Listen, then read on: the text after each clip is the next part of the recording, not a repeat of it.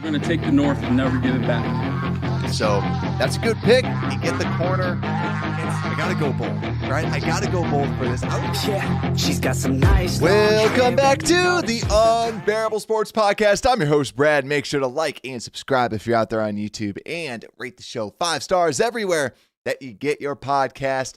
Happy Thanksgiving. So normally we go live on Wednesday, and for anyone that was out there on YouTube, I posted this out. The power went out, so I'm quite thankful for electricity today. So our power went out due to it wasn't even storming that bad up here in Wisconsin, but yeah, like the first main snow of the year, power goes out. So no power. So then was like, you know what?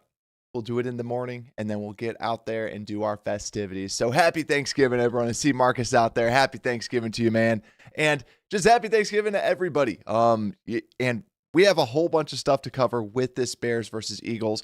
Probably keep this show a little short just because I know it's with the holidays, everything like that. Not a lot of shows we only have like 2 days to listen to Bears shows before the Black Friday game against the Philadelphia Eagles.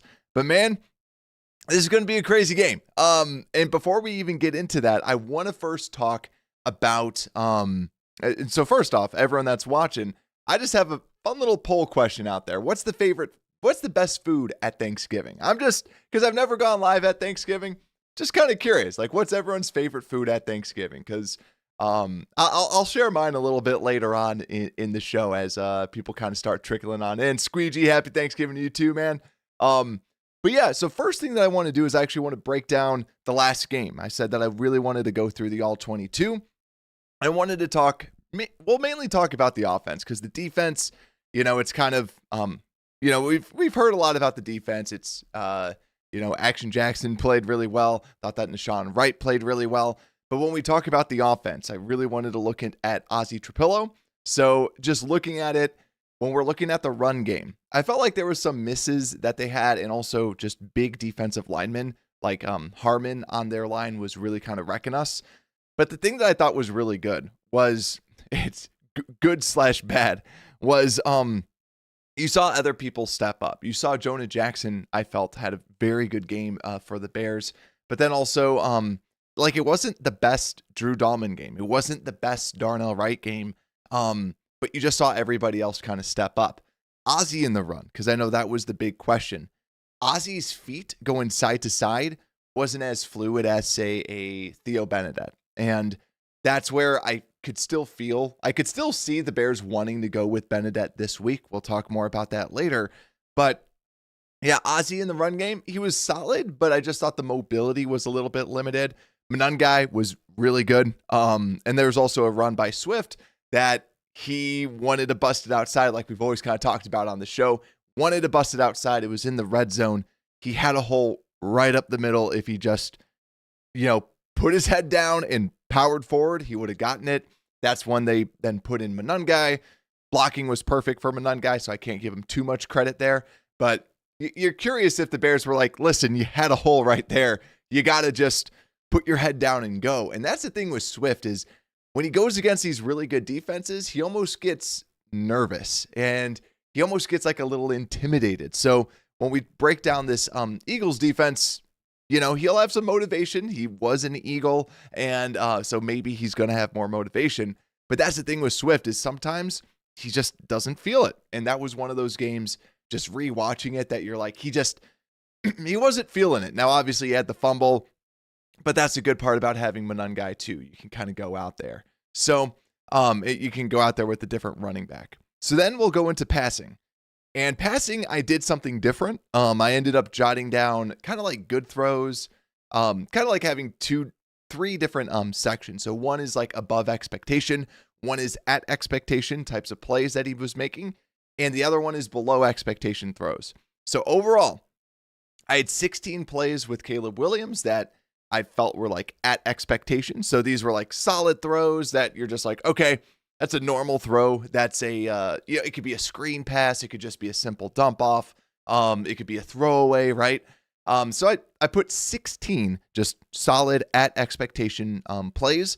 I gave him 10 above expectation plays. I gave him 2 like outstanding plays, which I loved the throw to Loveland for the touchdown. I thought it was a really good spot.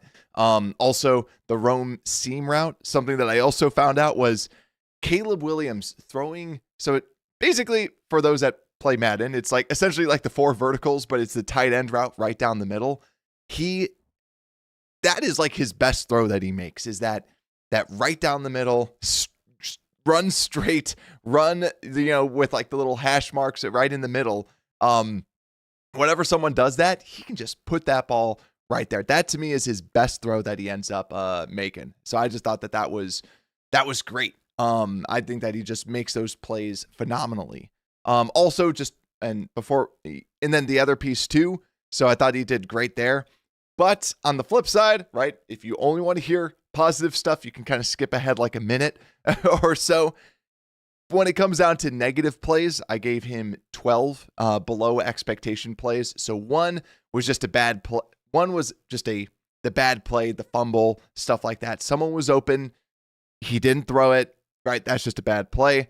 One of them was a just flat out missed reads. People were open. He's just not seeing the reads, and then he just ended up throwing it away, but he was looking at them. And I want to make something very clear, because I don't do the live film reviews thanks to YouTube anymore. For those that weren't a part of those, I always say I'm not one of those people that see someone wide open on the left-hand side and Caleb's looking to the right and being like, he's open on the left. It's like, no, he doesn't see him because that person's on the left, right? When I break something down as a missed read, I'm talking about he's looking at it and he's staring at it and he's not making it. So I had one true missed read, right? We're just talking about one play, right? And then 3 bad placements where I just thought that the ball was just misplaced, whether it was a completion or incompletion. So it was just a little off. I had him as 5 missed throws, just completely off the mark. And then also 2 scrambles that he had 2 specific scrambles that he had open receivers on, but on both of those scrambles, there was people wide open that he could have thrown to, that he could have gotten to. So yet again, is the sky falling? No, it's not, right? It's just, that's just what I saw. I wanted to throw it out there. Now, just overall, like I got a little frustrated watching it, just because like you see, it's one of those things that you can be so excited with, like what Ben Johnson is scheming up. Cause like you could tell what he was trying to get open, and it was working, and it was happening. And that's the thing that's like so exciting, is that, like, and I've said this before, this offense hasn't reached its final form yet. And that's what's so like, dang, like we're a top 10 offense right now. And you haven't even seen our final form yet, just because of, you haven't seen us go 9 like JJ McCarthy. Hopefully it's not. Hopefully we don't actually. But yeah, like in all sincerity, like there's just a lot of plays, like we talked about with the inaccurate passes, that are left on the field, which yet again, think about it in an optimistic way. If you're able to hit those, that's where the Bears could just destroy teams once that starts clicking. So exciting stuff on the horizon. And last little bit too, Trapillo, I do agree with Squeegee. Like in the run game, he kind of got tripped up, because I was like, oh man, he looked amazing. When I did the first watch of the live game, but then the all 22, the quarterback, like something that Caleb did that I really liked that he's going to have to do against the Eagles is he got the ball out quick. And that's the thing that he needs to do against the Eagles. He needs to continue doing, because those routes are being open, right? Ben Johnson's a genius. Like, people are wide open. He's got to keep on going through this. And that's the thing. Like, I just think that with Trapillo, he got a little bit more masked with it. I still think that Trapillo is a better pass blocker than Theo. But I do think that, like, yeah, it wasn't like a outstanding, like, oh my gosh, you have to absolutely bench Theo. Now, do I think that Ozzie has played better than Theo in that one game sample size? Yes, I thought that he actually played a little bit better, but I don't think it was as big as, I originally thought, like, on the first watch. So let's actually get into the actual injury report and talk a little bit more about this. So let's talk some injury impact. And to start things off, our injury report is big. And so what it looks like Theo Benedette is going to be back. And because we see Theo Benedette full participant on Wednesday, The only full practice we have had was on Wednesday. Everything else is just more so limited practices. So to me, Theo Benedette, full. I think Theo's going to be the starter. I think he's going to go out there and start. This isn't the case of Braxton Jones, where you benched Braxton Jones as like you're not doing what I want you to do. You're gone. Now, like I said, I still think that Ozzie played better, in that one game sample size, very, very small sample size. I thought that he played better than Theo. I think that Ozzie is going to be your left tackle of the future, or like you're going to be looking at him as the potential left tackle over Theo potentially next year. I just don't think that you move off of him yet. Theo, you have the exclusive rights free agent. So you're able to then bring him back, have them fight over it next year. To me, keep Theo at the left tackle spot for right now. And I think that they're going to end up going that way too. Other pieces too. We have TJ Edwards, Ruben Hippolyte, Noah Sewell, all DNP this week. So, and then also Tremaine Edmonds on IR. So we might be without all those linebackers, but don't worry. We got Action Jackson. Now, sincerely, I think that what you do is you keep the same two out there. Amen Ogbongbemiga, when he was out there, played really well. Even if Hippolyte is healthy, keep Amen out there. He played very well. Keep Action Jackson out there. DeMarco Jackson as the middle linebacker. And something that I'm looking for is these corners. Kyler Gordon and Jaylon Johnson, both full participants on Tuesday and Wednesday. To me, I expect them to be activated. Now, depending on when you're listening to this, they're probably going to announce it officially today.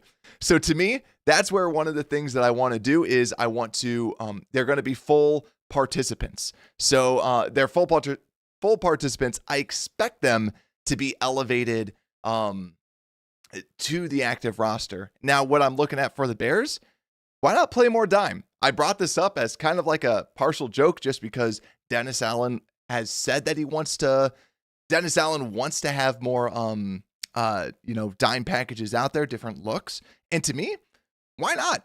And for those that don't know, dime packages, you would have Tyreek Stevenson on one side, you would have Jaylon Johnson on the other, and then you would have two slots, which would be Kyler Gordon and CJ Gardner-Johnson. I think that's the best way to go about it. That's what I would do, because play a little bit more of that to try and cover them up, because you're going against an offense that has not been able to run the football pretty well. And to me, put your best players out there. Also, Marcus, a show supporter, thank you so much. I appreciate the support, Marcus. Thank you so much, and happy Thanksgiving to you and your family. I appreciate that a bunch. Now you got some new emojis and other things like that, so love it. And also too, I'm just going to do a little update of our best Thanksgiving food. 0% saying pumpkin pie, 20% saying turkey, 40% saying stuffing, 40% saying other. Marcus saying yams are the best. There we go. And let's see. And Squeegee saying, any chance that Gordon plays corner? Yeah, that's something that I've kind of like tossed around. I think if you're looking at having the best players out there, then yes, maybe. But I think that they're probably going to I could see them just kind of keeping him in the slot just because of what they're able to do and how they're able to, what they're able to do at that slot corner position. So I could see them keeping him at the slot corner, especially since too, you have Nashawn Wright, who has played well the past couple of weeks. Tyreek Stevenson, not so much, but yeah, I don't see them eventually doing it. I know I even threw it out 2 weeks ago or so. Nashawn Wright, though, just fun fact, he's been targeted the 11th most times in the entire NFL. And Tyreek Stevenson, he started the year off well, but he's been a little banged up. And also, too, Tyreek Stevenson has not participated this week. So if you feel Nashawn Wright can, you feel confident he can kind of play the opposite. Tyreek Stevenson now started the year off well, but since getting banged up, 10.5 yards per target, which is the second most out of any cornerback. So has not played as well as he did at the very, very beginning, which is just unfortunate because it was like, oh man, he's coming back. This is great. I know that I was giving him a lot of shout outs and a lot of love. And then since he got tweaked, it's just not been the same, but that's the NFL, right? No one plays out 100%. But then if we flip over to the Eagles, something to watch out for is definitely so first off, Andrew Makuba, their starting safety, he was placed on IR. He was someone I loved. Go figure. He's a Texas Longhorn, but I sincerely liked him because of his quickness, his mobility, his coverage ability. To me, was something that he wasn't a good tackler, but it was just the way he moved. It's the movement skills was something that not a lot of people necessarily have. Devonta Smith is the main person to watch out for. I don't expect Lane Johnson to be playing, so expect him out. But then also, too, Devonta Smith did not participate on Wednesday. I would love to not see him out there so that you just have A.J. Brown. You have just Jaylon Johnson go against A.J. Brown and try and lock that down. Like I said, their offense has really been around the passing game rather than Saquon Barkley on the ground. They just have not been able to get things going on the ground as of recent. So to me, that's the main thing that I'm looking at from the injury standpoint. So now, let's talk a little bit about this Bears offense versus this defense. And now I always like to kind of try and look at just like where can we attack this team? And the hard part is there's really not a good spot to attack this defense. This defense is really good. This is the best defense that we're going to be going against. I think that the Steelers was a nice little tease, a nice little test.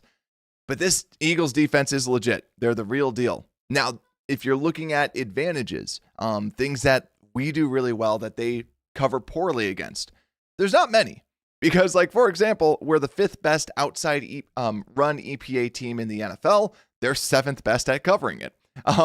We're 13th on the inside runs. They're 9th best at covering it. We're 9th best, according to EPA, on short passes. They're 2nd best at covering that. So everything that we're like good at, they're able to stop us. They're very good at also blitzing. They have the 5th highest blitz EPA out there. So very, very good. 8th highest pressure EPA because we all know their defensive line. They just churn those guys out like crazy. We're also really good at throwing over the middle of the field. We have the 8th highest EPA when targeting the middle of the field. They are number 1 at covering the middle of the field. Now, I'm not saying Andrew Makuba is the number 1 reason as to why that happens, but because you are going against a Vic Fangio defense. He has his linebackers playing amazingly in that middle of the field. So I still wouldn't necessarily even test that even with Makuba out, but that's the thing. People do not test them. They have the 27th lowest target rate in the middle of the field because people don't want to target that. They want to instead try and target these corners. So that's the big piece of it all. Now, the other thing that I want to just call out, so where's the advantage, right? Like, I know that we're probably all like, hey, can we be thankful for something? Can we be thankful for how can we attack these guys? The way we can attack them, the thing that is like the shining light is we run the 3rd most play action plays, which we all know. They are ranked 30th among EPA against play action. That is something that they are really, it seems like they lose focus on that because play action that's the reason why it's a good thing. You run the play action, you get the linebackers guessing to see if you're going to run or not. Bears run play action at the 3rd highest rate. So you're hoping that there's some sort of an advantage there. The other piece, too, is under center. Bears run under center the 4th highest rate in the entire NFL, the 7th highest EPA per under center dropback. They're 20th at defending under center. So it's not necessarily an area of the field or anything like that you can necessarily target, but it's more so if you're looking at what we do really, really well that they can have a very tough time covering. It's that play action. It's that under center that Ben Johnson runs so much that that typically they just haven't been good at covering, whether it's, people selling out for that run or not selling out hard enough.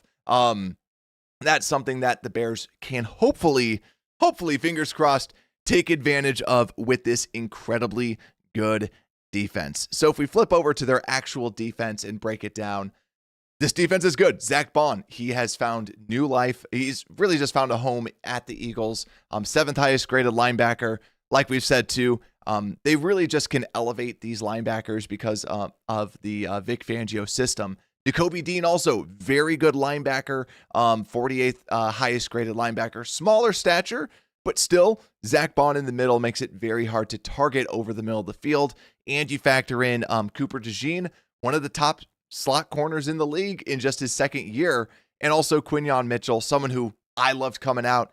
He's been banged up a little bit, but still 68.6 PFF grade. He's still a really good corner. So if you're looking at a target to try and attack, this kind of reminds me a little bit of the Steelers last week, where with the Steelers, there was one bad corner that you could definitely attack.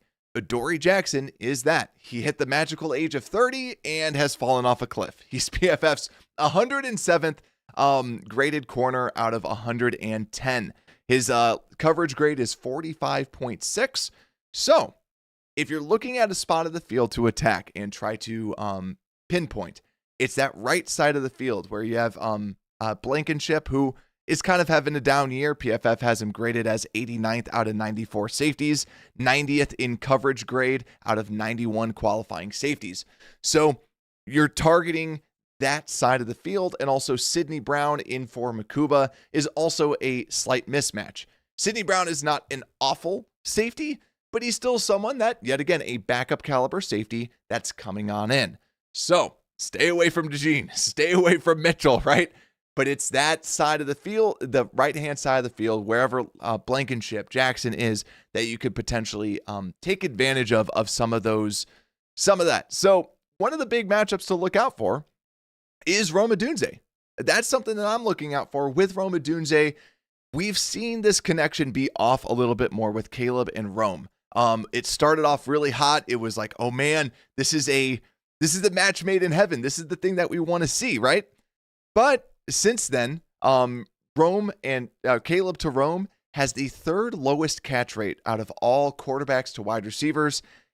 He's only caught 42 of his 84 passes, or 84 targets, only 42 catches. So a 50% rate over to Rome, not good. So they need to rekindle something. His starting wide receivers with DJ and Rome, it has not been good. But when you talk about Loveland and Burden, those are the people that have been getting open, having more of a rapport with Caleb.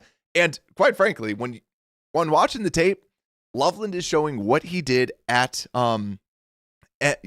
Michigan, where at Michigan, the guy is able to get open. That is his calling card. It's not the bully you like what Tyler Warren does. Loveland is a route runner. Loveland is someone that, as Caleb has called, just a reliable target that you can trust. So that's the big thing with Loveland in this game. I still like Loveland. I still like Loveland. I still like Burden, because these are two people that want the ball, that are going to try and catch the ball, and have had good rapport with Caleb Williams with catching the ball as well.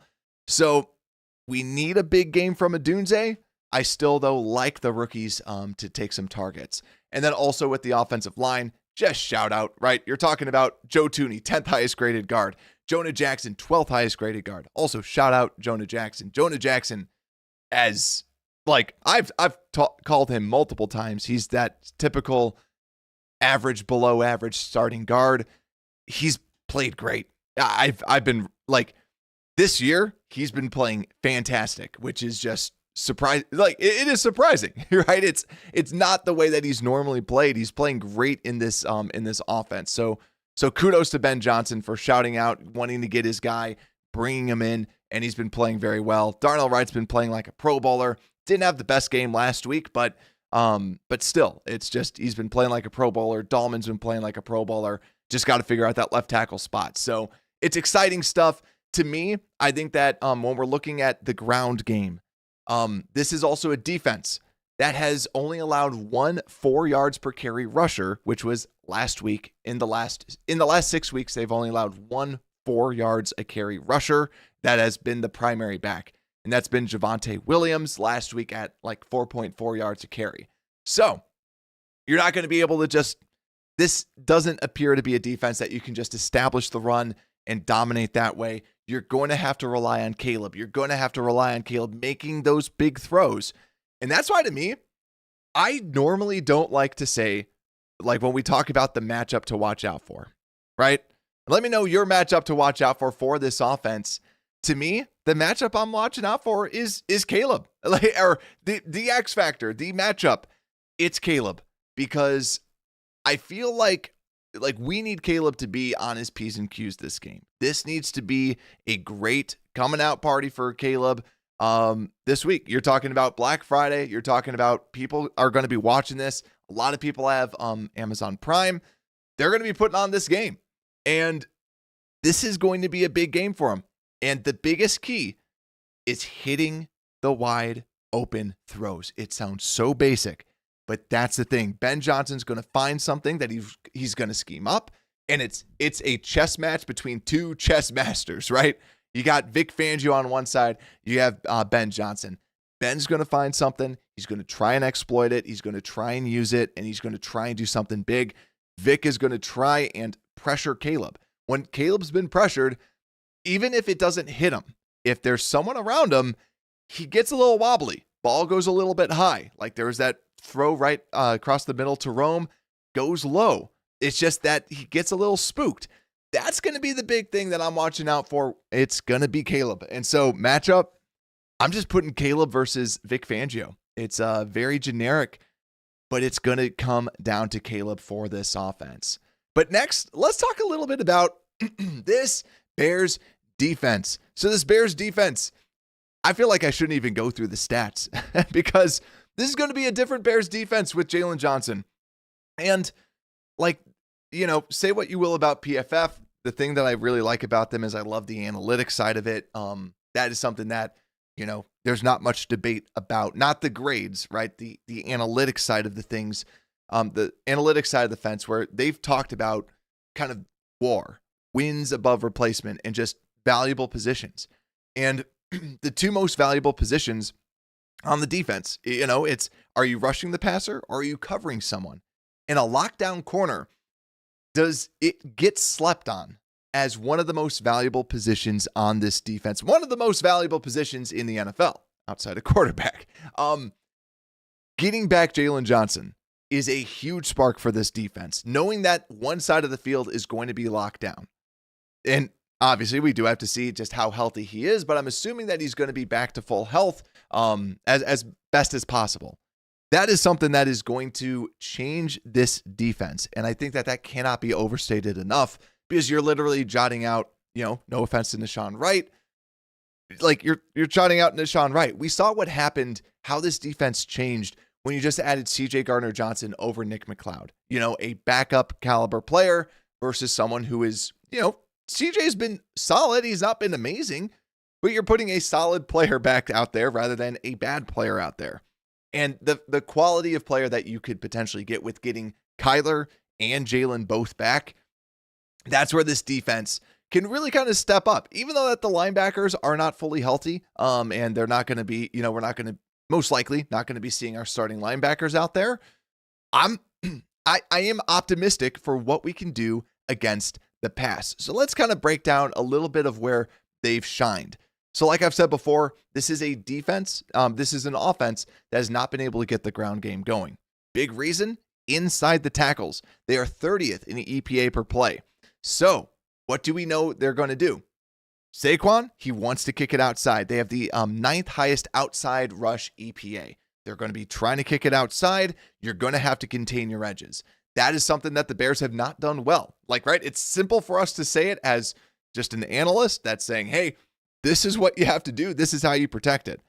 The Bears are 22nd in guarding against outside rushes, 21st in inside rushes. This is something that you need to focus on. Getting Kyler back. This is where Kyler can be huge. Kyler is a phenomenal run defender in the slot.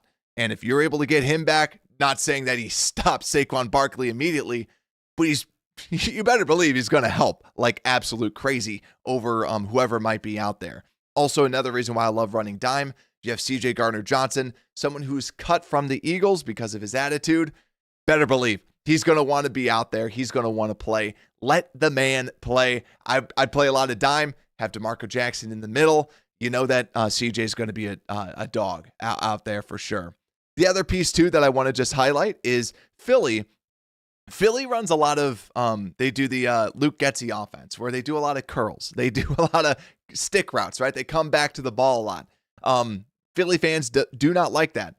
But another thing that Philly does do, even though they do a lot of those stick routes, they also are very good deep ball. They have the number one percentage of deep ball passes and number 3 in deep ball EPA. Bears are 27th in covering the deep ball. So to me, yet again, I think getting back these corners are going to help. And then you just have someone potentially help out whoever the lesser corner is, not named Jaylon Johnson or Kyler Gordon. Also, too, I want to shout this out as well. Hopefully, Kyler can come back and be better in coverage. When we saw him back, he was great at doing Kyler Gordon things like, playing up at the line of scrimmage, but his coverage wasn't as good as we're necessarily accustomed to. Now, he's never been like a true lockdown slot. He's been just like a utility guy. That's why you love him. But still, like, he wasn't great in coverage when he came back, and that's why IR, get him healthy so that he can come back out there. Other piece too, they're number 1 in middle of the field EPA, but they target the middle of the field, the 29th at a 29th rate. So they don't necessarily throw it over the middle of the field. So overall, I'm just looking at this and just kind of looking at some of the stats. I don't have many other pieces, but Saquon, he is someone that you just have to stop, like what Squeegee's saying. It's just, you have to prevent the big play from happening and just wrap up, go to him, play hard, and don't allow him to break it out to the outside. He's going to try and make you pay. He's going to want to try and, come back and just really kind of showcase and dominate this Bears defense. This Bears defense is going to have their hands full. And like we said before, they like to pass it a lot. Their EPA per rush is 18th. EPA per drop back is 12th. EPA per play 14th. So not a high flying offense by any stretch of the imagination, but hopefully this Bears defense can stop them. Other pieces that I want to kind of call out about this this offense that we're going to be facing is Jahan Dotson most likely is going to be out there a lot because if Devontae Smith can't go, but if Devontae Smith can't go, they're going to be a little bit short at the wide receiver position. So some people to just look out for: Xavier Gipson, Darius Cooper. So not a lot of big names out there from the wide receiver position that would actually be playing. So they'll be a little bit low at the wide receiver spot. So to me, I'm looking at Dallas Goedert and just kind of keeping an eye out with him because Goddard might then be kind of one of the more primary targets, especially since the Bears lack at the linebacker spot. So to me, if I'm going to kind of have a position to watch out for, like a matchup, it's going to be Action Jackson versus Dallas Goedert. The other piece too that I want to just kind of highlight is that speaking of different players, we have Fred Johnson as their right tackle. The other matchup to watch out for is Fred Johnson versus Montez Sweat. Sweat's had two sacks last game. Should have been 3, but going against this, you can have Montez Sweat versus him. Montez Sweat, hopefully a big game, because on the other side, you have Booker versus Jordan Mailata, still one of the best left tackles in the league. And the other spot too, Gervon Dexter up the middle. Gervon Dexter quietly still has been having some pretty good production when you're talking about a pass rush. Gervon Dexter has generated pressure on 11.5% of his pass rushes, which is the 6th highest rate among defensive tackles. So, like we've been kind of talking about, this is going to be a tough little matchup. So I've kind of called out a couple different matchups. We'll kind of talk a little bit about the special teams review, not too much to actually kind of break down, just because the special teams, it's just going to go back to, I hope that they just do exactly what they did last time. And I felt like Cairo Santos was kicking the ball the way that other kickers kick it on kickoffs. So keep doing some of those line drives, kind of throwing them off that way. Because yet again, it still throws me off when someone kicks a line drive because I'm like, you got to give people time to run down. But you can't, because it's as soon as they touch the ball, then they run. So it's a different thing for me to see. But I like the way that they were at least like kind of throwing off the kicks a little bit more. I also still like the idea of Olamide Zaccheaus being the punt returner, being the kick returner, and other things like that. And then next, let's talk about who has the edge. And then we'll talk a little, actually at the end, we'll talk a little Thanksgiving food before we kind of wrap things up.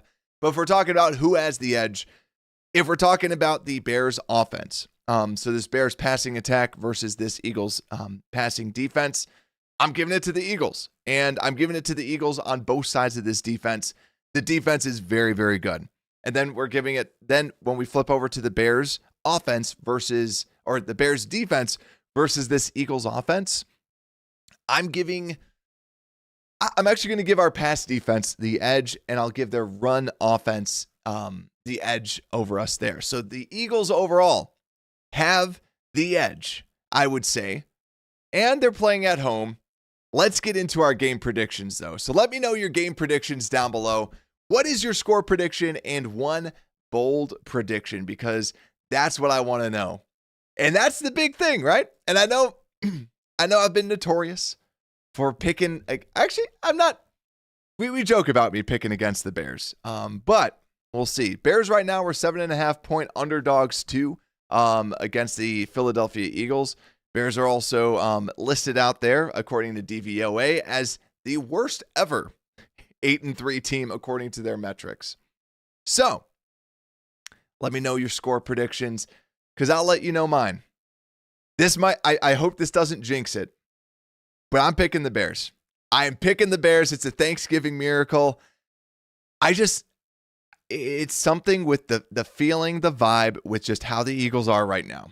It's the Eagles do not like their offensive coordinator. You're starting to see the offense fight back against that offensive coordinator and really kind of battle them and not want to be out there against this team. So I'm just going to look at some of the schedule, look at some of the games, because last game, it was 24-21 loss to the Cowboys. They fell off. They start off hot. Then you have the Lions. They won 16-9. Yet again, offense not clicking on all cylinders. Packers 10-7. They win. Then 38-20 against the Giants. 28-22 against the Vikings. But right now, it's those previous games. This offense is not clicking for them. Bears are getting a lot of people back. I think that this is a big primetime game for the Bears to show who they are. This is a good offense. And this defense is getting a lot of key pieces back. I have money on the Bears plus 7.5. I just think that's a good bet. Don't bet the house on it. Don't bet the house. But I'm like, I think that's a good bet with what the Bears are going to do. So to me, if I have to giving an actual prediction, I'm going to go Bears 27. I'm going to say the flip. I'm going to say Bears 27, Eagles 20. And I'm going to say that their offense doesn't get going, or the Eagles offense doesn't get going. They put together some little plays, but then the Bears offense goes. And I'm going to say that the Bears, the bold prediction, oh man, part of me wants to go Caleb. I think that the Caleb thing might be good. I'm going to go Caleb 300 yards is going to be my bold prediction. I'm going to say that, like I said, I have watched so much Caleb Williams tape, and it's just one of those things like, dude, and the reason why I bring it up, and I know sometimes people call me a hater because of this, and it's not being a hater. It's just like, dude, if we're able to get if he hit those, just the passes, and it's not like they're crazy passes. They're open passes. If he hits those, he gets over 300 yards last week. And I think that's the biggest thing is like, if he hits those routine passes, dude, it's easy 300 yards. And I think that, you know what? He's going to do it. He's going to hit these passes, right? We're going to have good vibes, burn some sage, right? Like, let's do a little prayer circle, whatever we need to do. I think he hits those throws. I think he goes for over 300 yards. That's going to be my bold prediction for the game. 27-20. Book it for our beloved Chicago Bears. We got Squeegee out there saying 24-21 Bears. We got Jigsaw saying 28-20 Bears with LB3 with the TD. I love it. He's also been so consistent. We got Jade out there saying 31-27 Bears with the dub. Gotta love it.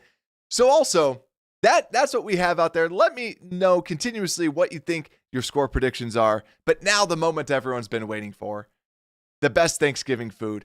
0% of y'all saying pumpkin pie. Come on. I thought we'd get something with pumpkin pie. I am a big pumpkin pie person.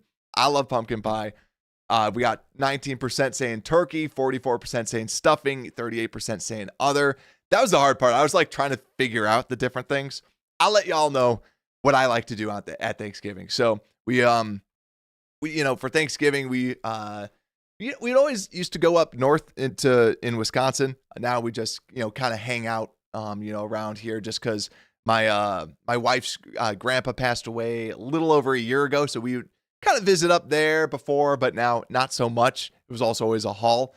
But my favorite food, my favorite thing, like whenever it's Thanksgiving, I am that agent of chaos that takes put a little bed of mashed potatoes down, put some corn on it, put some turkey on it, drizzle it with gravy, put some stuffing in it. I do the giant blob of Thanksgiving, and it's a blob of Thanksgiving, mix it all together.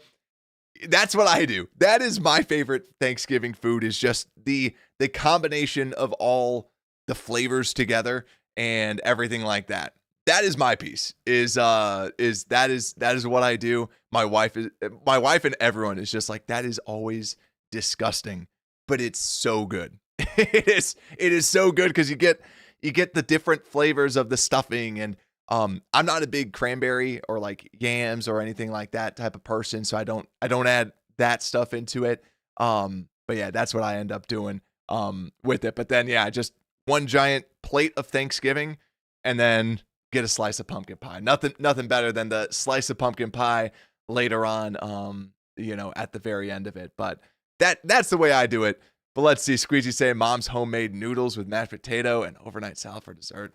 Love it, love it. It's just a great time to just hang out, and honestly, like with the power going out, it was super cool. We ended up we lit a fire in the fireplace, and then just had I have an electric backup generator to kind of keep some other heat going and stuff. And checked for carbon monoxide, so don't worry. Made sure that was all good. But it was fun to just have a little slumber party with the kids. So it was good. But ladies and gentlemen, thank you all so much for hanging out with me on Thanksgiving for a little bit. Make sure to listen to it. You can listen to it at any time. Make sure to hit that like button and subscribe. Also, let's see Marcus, Bears win when I bet on them to lose. Greatness requires sacrifice. I'm putting money on them losing. There you go. That's the way. I listen to a bunch of different betting shows, and I'll put money on them. And whatever they say. So one of the betting shows, they love the Bears. They love the Bears on that line for 7.5. So I was like, all right, I'll double bet them because both of them really liked it. The other thing too is the Packers. Another show that I like, they really like the Packers, and I always like betting on the Packers because if they lose, then the Packers lose. F Green Bay, right? It's fine losing $10 if the Packers lose, fine with that. But if the Packers win, then I'm like, all right, well, at least I got $10. At least I made some money. But yeah, Squeegee, the spread is Bears 7.5. It's been taking a lot of money now from the Bears side now. So now I think the line is 7. But yeah, line was Bears plus 7.5. So that's where I'm like, oh man, you're giving the Bears a touchdown? Yeah, I don't promote gambling, but it's that. If they lose by over a touchdown, that's just, the Eagles have not been able to do that. Like I said, if you're looking at what the Eagles have done, they lost to the Cowboys by 3.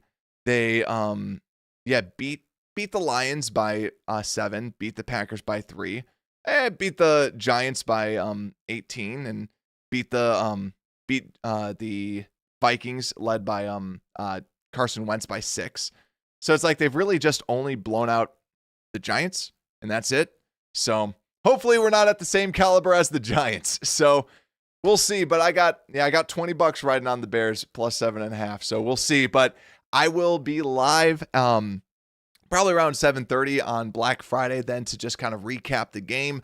No stress to get on there. I know a lot of people have different plans that are going on, since we have the holiday week. But like I said, thank you all so much. Make sure to like and subscribe out there on YouTube. Safe travels for everybody that's traveling out there. happy Thanksgiving. And I'm thankful for all of y'all that watch, that listen. Just absolutely crazy for just some fan like myself that has put together this show, 3 or 4 years ago. And literally for the first year was just talking to myself and Johnny PayPal, and that was it, to the following that we have with this show. Thank you all so much. Happy Thanksgiving, and we'll see you for the post-game show on Friday. Bear down.